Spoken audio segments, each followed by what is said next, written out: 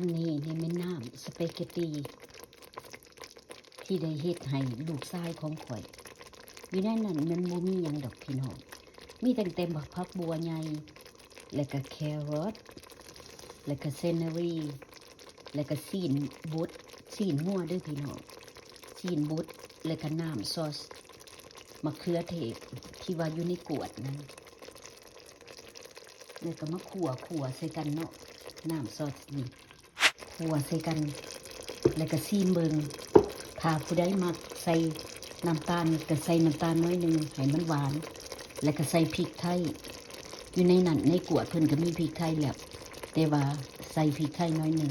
เพราะว่ามันรสชาติมันหอมต่างกันกับอยู่ในขวดของใหม่เนาะมาเด้อมากินสเปเกตตี